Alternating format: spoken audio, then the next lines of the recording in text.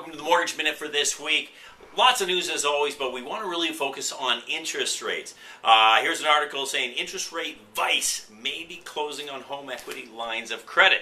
Bottom line is, rates are going up, folks. I mean, here you see it already. TD Bank advises that some of the HELOC home equity line of credit clients should be prepared for more rate hikes by the Bank of Canada. Now, the Bank of Canada subsequently came out and said they're going to pause for a little bit. I think we're going to see 2 more rate hikes by the Bank of Canada. And this is an interesting one because the most recent notice from the Bank of Canada said they're going to pause and not raise rates right away.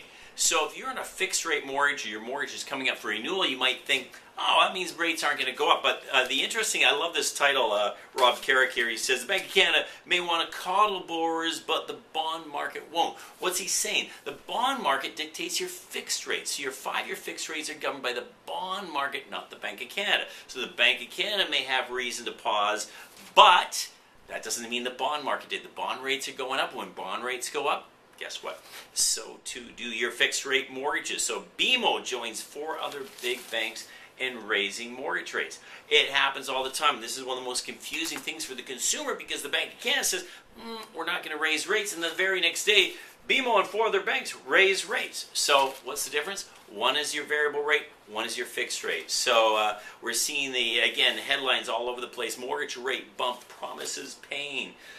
I hate to say it, but yeah, if you're in a position where you're renewing your mortgage this year, it's more important now than ever before to take a look at that and really analyze all your options.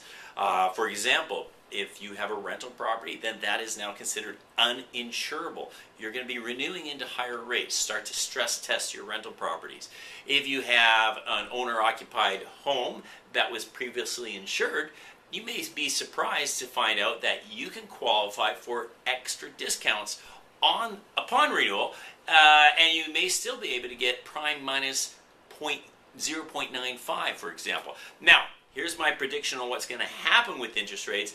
I'm going to suggest that you should anticipate 2 more rate hikes by the Bank of Canada, and by this time next year, look for the prime rate to be 4%. So again, prime rate will be 4%. In the meantime, here's an article that says renters outpace homebuyers for the first time in half a century. Well, this is great news for us real estate investors. If the rental market, the number of people renting is growing at a faster rate than the number of people buying, that may speak volumes about what's happening in the overall economy, but it's also a positive sign for you people who are real estate investors, because what do you need as a real estate investor? You need tenants.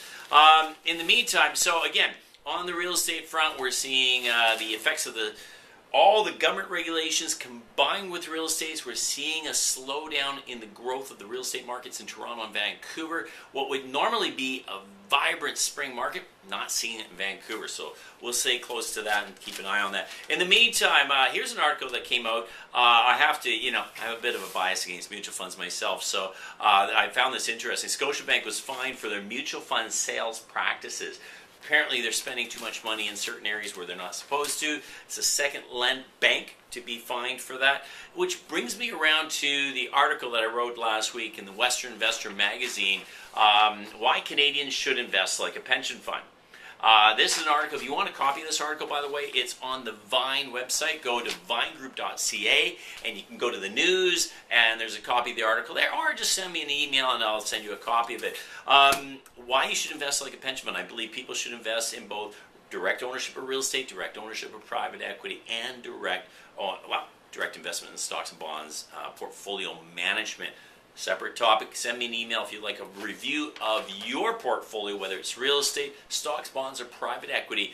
I provide a gap analysis and I help identify where you are, where you're going, what your plan is to get there, and more importantly, how to structure that all so that your actions are consistent with your goals. And we just launched a series of commercials on that whole topic on a brand new radio station, which is the brand new BNN Bloomberg Radio. They've launched it. BNN and Bloomberg have combined forces, and they're now launching the first of its kind all business radio station. I'm actually really excited to be on the station, advertising on the station, and listening to it. If you ever get a chance, if you're in Vancouver, it's AM 1410.